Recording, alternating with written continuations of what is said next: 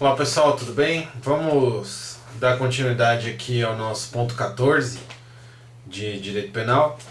Nós vamos falar hoje sobre os crimes ambientais. A Lei 9.605. A maioria dos dispositivos a gente vai passar de uma maneira rápida, porque a parte dos crimes em espécie tem baixa incidência nos concursos, e quando cai normalmente alguma coisa assim, mais texto de lei. Então eu vou pedir para você que está me ouvindo para poder estudar em casa, dar uma lida nos artigos da lei, dar uma olhada, tentar decorar. Quando eu fazia essas provas mais de decorar, mais de letra de lei, eu usava um programinha chamado Bala Boca, com K, é de graça, procura aí. Ele transforma texto escrito em áudio. O ruim é que sai com aquela vozinha de robô. Tem gente que não consegue, tem gente que não gosta. Mas eu não me incomodava muito não. E você pode definir a velocidade, você pode estabelecer quanto tempo vai demorar a gravação, e no final sai um arquivo MP3. Você consegue jogar no seu celular, você consegue ouvir no tablet, no computador. Fica bem bacana e é bom para ouvir várias vezes e acabar repetindo, acabar gravando, acabar decorando, acabar te ajudando, né? Eu sempre tive problema com leitura, eu não consigo decorar as coisas só lendo, eu preciso ouvir, então eu sempre usei esse recurso, ou eu gravo a minha própria voz, ou eu uso o Bala Boca. É um programa muito bacana, eu gosto mesmo. Bom, vamos lá, crimes ambientais.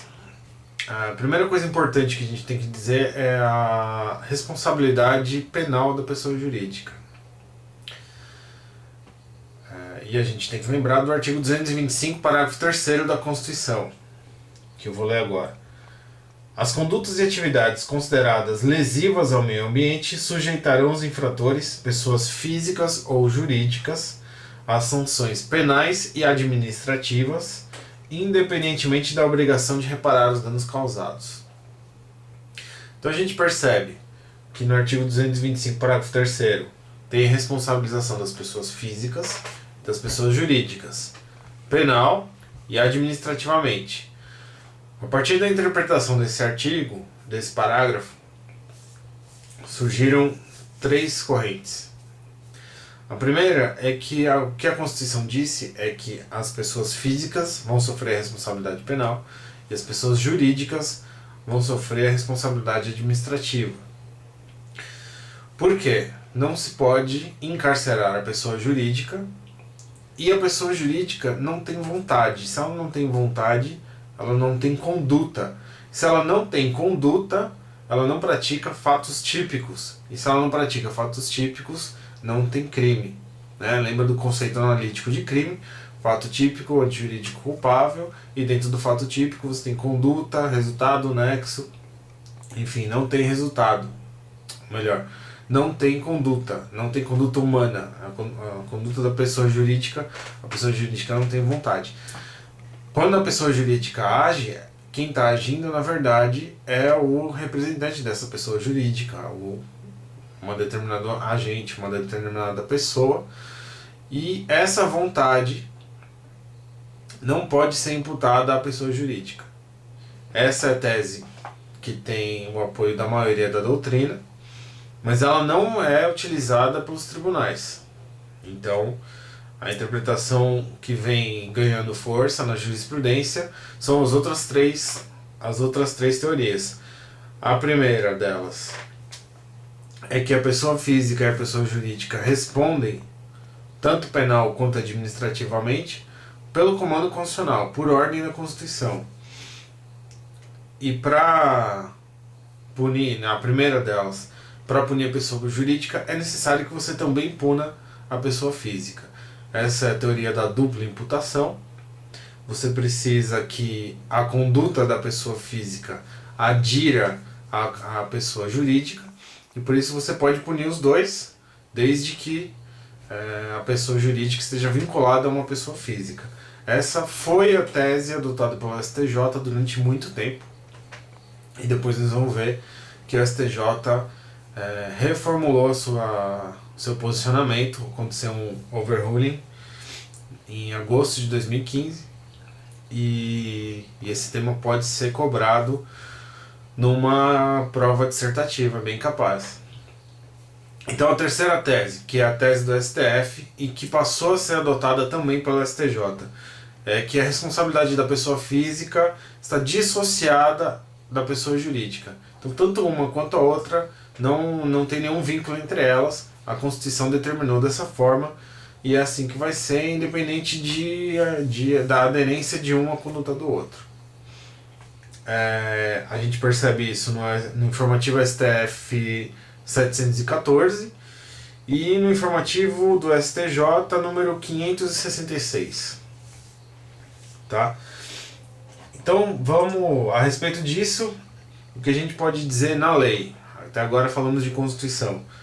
Na lei, o que vai dizer é o artigo 3º da Lei 9.605 de 98, que eu vou pegar aqui.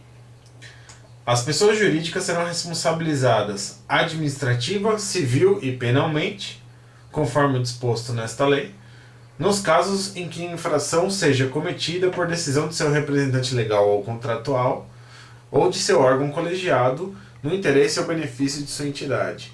Era justamente essa partezinha aqui, nos casos em que a infração seja cometida por decisão de seu representante legal, é que se utilizava a teoria da dupla imputação.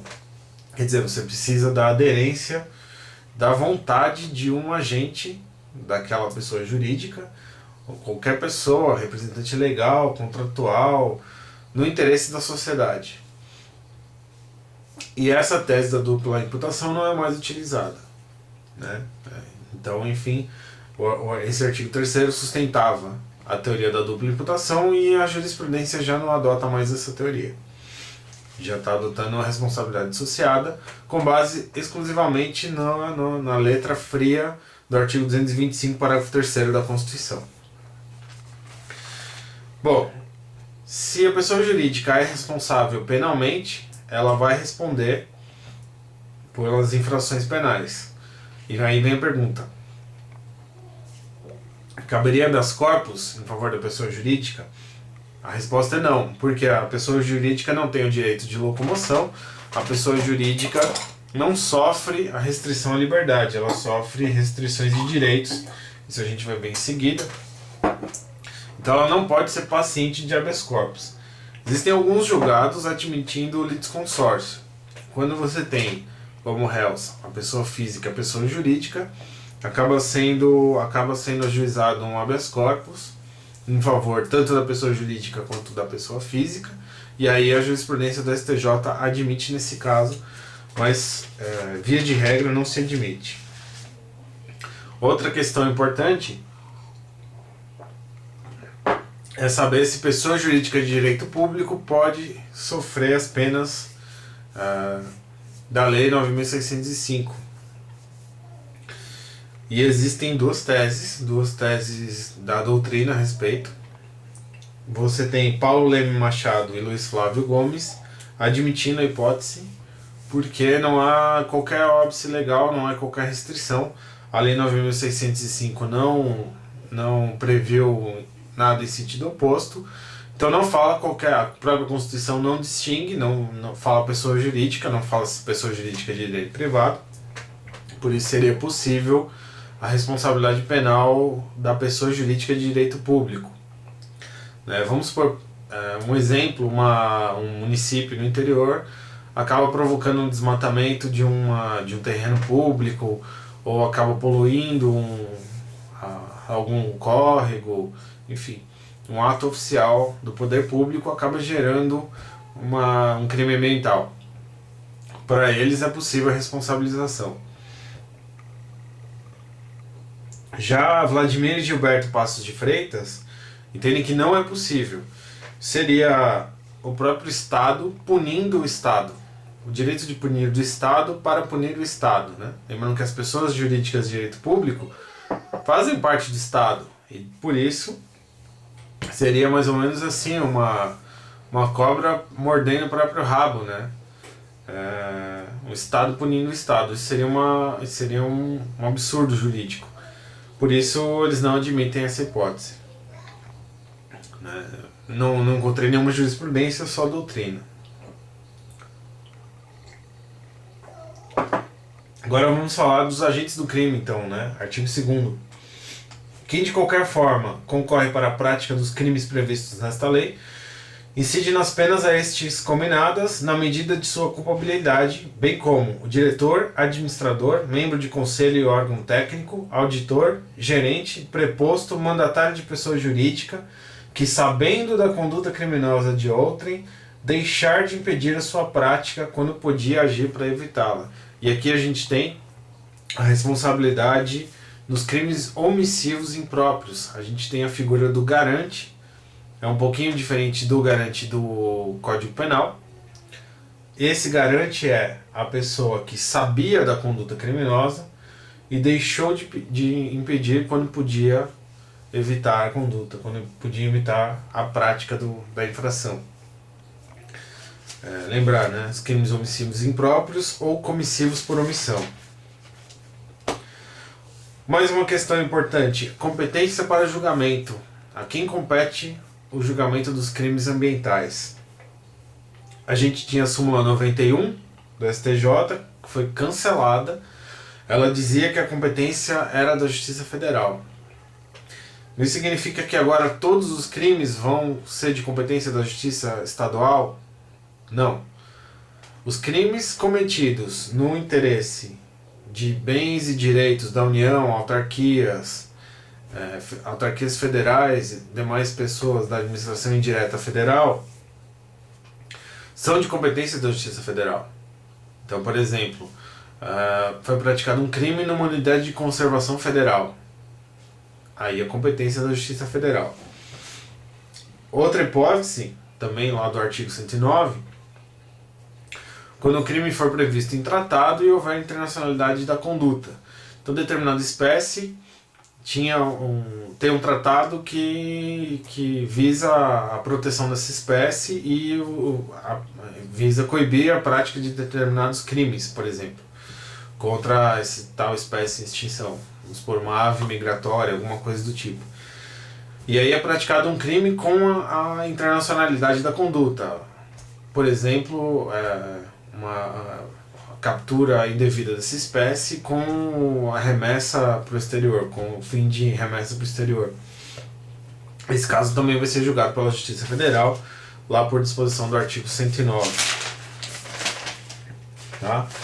Mais uma questão importante agora, desconsideração da pessoa jurídica, do artigo 4º.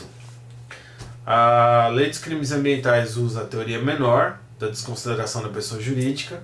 Lembrar que o Código Civil adota a teoria maior e a Lei dos Crimes Ambientais usa a teoria menor. O que diz o artigo 4º? Poderá ser desconsiderada a pessoa jurídica, agora vem a parte que exalta a teoria menor, sempre que a sua personalidade for obstáculo ao ressarcimento de prejuízos causados à qualidade do meio ambiente. Aqui é uma questão mais de direito civil, de direito processual civil, a desconsideração da pessoa jurídica, né? Menos da parte de penal, mas é importante a gente falar porque depois provavelmente vai ser difícil falar isso no programa de civil. Então a gente lembra da desconsideração da pessoa jurídica, da teoria menor, sempre que for obstáculo, né? O STJ entende que para desconsiderar a pessoa não precisa citar o sócio. Isso a gente percebe no informativo 501, mas eu também lembro que isso foi antes da vigência do novo Código de Processo Civil. Os artigos 133 a 137 exigem o incidente de desconsideração da pessoa jurídica. Então seria criado ali aquele incidente processual e daí precisaria citar os sócios para que eles venham ao processo se manifestar a respeito da desconsideração. Vamos ver qual vai ser o posicionamento do STJ daqui para frente, né? Eu imagino que vá adotar o incidente de desconsideração, mesmo no caso da aplicação da Lei 9.605. Então, agora, aplicação da pena, o artigo 6º. Para imposição e gradação da penalidade, a autoridade competente observará a gravidade do fato, tendo em vista os motivos da infração e suas consequências para a saúde pública e para o meio ambiente, os antecedentes do infrator quanto ao cumprimento da legislação de interesse ambiental. 3. A situação econômica do infrator no caso de multa. A gente tem aqui um microsistema que se aplica de forma complementar ao artigo 59. Então, na hora, se cair uma prova de sentença, cair um crime ambiental, a gente tem que lembrar que a gente tem que usar o artigo 59 do Código Penal e o artigo 6º da Lei 9.605, com esses três critérios aqui de aplicação da pena. Quanto às penas aplicáveis às pessoas físicas, aí a gente vai ter o artigo 7º, 8º, 9º e 10. São basicamente as penas de prestação de serviços à comunidade, as penas de interdição temporária de direito, proibição de recebimento de benefícios e incentivos fiscais, proibição de licitações pelo prazo de 5 anos se o crime for doloso ou 3 anos se o crime for culposo, suspensão parcial de atividades, prestação pecuniária e recolhimento domiciliar. Isso é igual ao Código Penal. Para as pessoas jurídicas, aí nós temos uma disposição específica no artigo 21, que são a multa, que é igual ao Código Penal, a pena restritiva de direitos, que aí tem especificado no artigo 22, a suspensão parcial total de atividade, interdição temporária de estabelecimento, obra ou atividade e proibição de contratar com o poder público, de receber subsídios, subvenções e doações. E a última pena aplicável à pessoa jurídica, prestação de serviços à comunidade. Existe uma questãozinha envolvendo a liquidação forçada da pessoa jurídica. Alguns doutrinadores entendem que é uma espécie de pena de morte, seria o equivalente à pena de morte, a extinção da pessoa jurídica, mas essa tese vem sendo rechaçada pela possibilidade que a Constituição deu ao extinguir associações no artigo 5º, inciso 19. Então as associações nocivas, elas podem ser encerradas, elas podem ser extintas por decisão judicial transitada em julgado, e também por conta disso se admite que as pessoas jurídicas que praticam atos lesivos ao meio ambiente também podem ser extintas da mesma forma. Então não seria inconstitucional. Agora eu separei algumas especificidades da Lei 9.605 com relação ao Código Penal, alguma coisa ou outra que é diferente, que vale a pena a gente lembrar, que são, a primeira delas, as atenuantes e as agravantes próprias. Nós temos aqui aquele conjunto de atenuantes e agravantes do artigo 15, são as circunstâncias que agravam a pena quando não constituem ou qualificam um crime, a reincidência nos crimes de natureza ambiental, ter o agente cometido a infração para obter vantagem pecuniária, coagindo outrem, afetando ou expondo o perigo de maneira grave à saúde pública, concorrendo para danos à propriedade alheia, atingindo áreas de unidades de conservação ou áreas sujeitas a atos do poder público, atingindo áreas urbanas, em período de defesa à fauna, em domingos e feriados, essa pegadinha sempre cai, à noite, em épocas de seca ou inundações, no interior do espaço territorial, especialmente protegido, com emprego de métodos cruéis para abate ou captura de animais, mediante fraude ou abuso de confiança, mediante abuso do direito de licença, no interesse de pessoa jurídica mantida, total ou parcialmente por verbas públicas ou beneficiadas por incentivos fiscais, atingindo espécies ameaçadas, listadas em relatórios oficiais das autoridades competentes, facilitada por funcionário público no exercício de suas funções. Também tranquilo, aqui a gente precisa decorar, infelizmente, mas a gente sabe, o que é importante aqui a gente saber que é um pouquinho diferente do Código Penal, das atenuantes e agravantes, e a doutrina entende que não se aplica o sistema de agravantes e atenuantes do Código Penal, mas sim a essas específicas. Com relação ao sursi, suspensão condicional da pena, Para que se admita a sursi, a pena privativa de liberdade não pode ser superior a 3 anos. No Código Penal, artigo 77, são 2. E com relação à apreensão e instrumentos do crime. Primeiro, a priorização da libertação dos animais. Isso é um dos aspectos dessa lei. É priorizar isso, facilitar o reenvio desses animais à natureza, enfim, ao habitat natural. A doação dos produtos perecíveis a instituições científicas, hospitalares, beneficentes em geral, né? E a descaracterização dos instrumentos do crime, né? Por exemplo, uma motosserra que foi utilizada para praticar desmatamento, ela vai ser descaracterizada, desmontada, vai ser retirado o motor, vai ser vendido o motor, ou enfim, vai ser descaracterizado aquele instrumento, né? E qual a diferença entre a Lei 9.605 e o Código Penal? É que no Código Penal, o perdimento em favor da União se dá nos instrumentos do crime, desde que o fabrico, alienação, uso, porte ou detenção seja ilícito.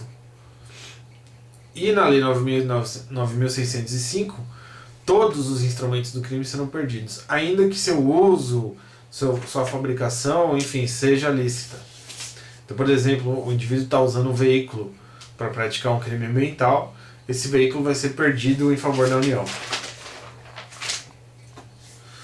A ação penal é pública e incondicionada para todos os crimes, tá? No artigo 26, o MP é o titular da ação penal, e o MP, o Ministério Público, deve oferecer a transação penal do artigo 76 da Lei 9.099 com um requisito especial.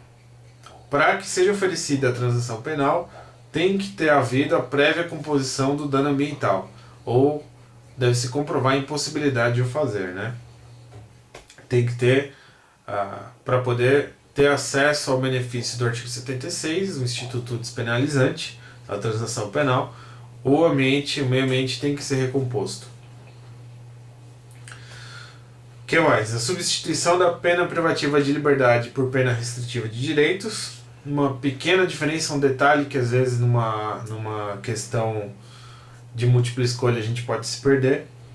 O artigo 44, inciso 1 no Código Penal, diz que a pena deve ser não superior a 4 anos, e o artigo 7º da Lei 9.605 diz que a pena deve ser inferior a 4 anos. Então, essa diferencinha não superior e inferior a 4 anos, Código Penal não superior, Lei 9.605 inferior a 4 anos. E uma questão importante, o princípio da insignificância é aplicado nos crimes ambientais. Há uma certa controvérsia, porque parte da doutrina entende que não se pode aplicar o princípio da insignificância nos crimes ambientais, porque são os delitos de acumulação. O que isso significa, delitos de acumulação? Cada pequena infraçãozinha que é praticada contra um bem jurídico, no final das contas acaba sendo uma grande lesão ao bem jurídico. E é o que ocorre nos crimes ambientais. A pessoa vai e faz um desmatamento de uma pequena unidade de conservação. Daí outra pessoa faz um pequeno desmatamento na mesma unidade do outro lado. E assim vai, cada um vai praticando um pequeno delito, ou uma pequena infraçãozinha, um pequeno desmatamento. No final das contas, aquela unidade de conservação está totalmente descaracterizada por conta desses pequenos atos praticados por diversas pessoas. Então isso é o delito de acumulação. O STF e o STJ entendem que sim, se aplica o princípio da insignificância, apesar de ser um delito de acumulação, apesar dos crimes contra o meio ambiente serem delitos de acumulação. O STF, inclusive, tem 2 julgamentos importantes a esse respeito. A ação penal 439, que foi movida contra o deputado Clodovil Hernandes. Ele tinha degradado uma pequena porção do Parque Estadual da Serra do Mar, aqui em São Paulo, na região de Ubatuba. E o STF entendeu que seria cabível a aplicação do princípio da insignificância nesse caso. E um julgamento mais recente, em março de 2016, o inquérito 3788, em que era investigado o deputado Jair Bolsonaro, foi praticada a pesca ilegal numa unidade de conservação. E o STF entendeu que é ausente o requisito da justa causa para ação penal, por existir a mínima ofensividade, reduzido grau de reprovabilidade, inexpressiva lesão jurídica. Quer dizer, aqueles requisitos para a configuração do princípio da insignificância, né? Então o STF, tanto o STF quanto o STJ entendem admissível a aplicação do princípio da bagatela ou da insignificância. Com relação aos crimes em espécie, vou falar de novo. É questão de dar uma lida nos artigos, dar uma olhada na geral, geralmente antes da prova, dar uma lidinha. Se for uma prova de segunda fase, tranquilo, porque você vai poder consultar, né? Não é uma coisa assim muito preocupante, é só dar uma lida, é fácil de entender. Eu separei 2 destaquezinhos aqui com relação a esses crimes em espécie.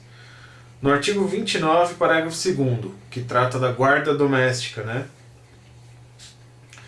O STJ, no RESP 1425943, do Rio Grande do Norte, entendeu o seguinte: o particular que por mais de 20 anos manteve adequadamente, sem indícios de maltratos, 2 aves silvestres em ambiente doméstico, pode permanecer na posse dos animais. Então, o STJ entendeu essa conduta atípica, não havia maus tratos aos animais, essas 2 aves silvestres, e essas aves foram mantidas por mais de 20 anos, e por isso houve aplicação do 29, parágrafo 2º. É uma questão que pode trazer alguma confusão ali, eles podem tentar jogar na questãozinha alguma alteração, alguma variação, por isso é importante a gente saber esse julgado. E com relação ao artigo 37, que também costuma cair bastante, a questão dos excludentes de ilicitude, que é o estado de necessidade, quando a pessoa mata um animal silvestre, né? No estado de necessidade para saciar a fome do agente de sua família, para proteger lavouras, pomares, rebanhos, desde que legal e expressamente autorizado, e por ser nocivo ao animal, desde que assim caracterizado pelo órgão competente. Esse artigo eu acho importante a gente saber, dar uma atenção especial para ele, porque geralmente cai bastante nas questões, e eles costumam explorar muito esse artigo, por isso eu acho que era bom, por isso que eu acho que compensa a gente se dedicar um pouquinho mais a ele. Tá certo? Então, crimes ambientais, é isso aí, terminamos. Ainda estamos no ponto 14 do TJDFT. Como eu falei, é um ponto extenso, é um ponto longo. E eu decidi separar por matérias, por temas específicos, né? Para não ficar longo demais e nem cansativo. Então a gente pode assistir melhor e se dedicar melhor a cada um dos temas, inclusive tirando as dúvidas, se for necessário. Manda umas perguntinhas aqui, qualquer coisa. E é isso aí, pessoal. Bom estudo para vocês. Tamo na luta. Até mais.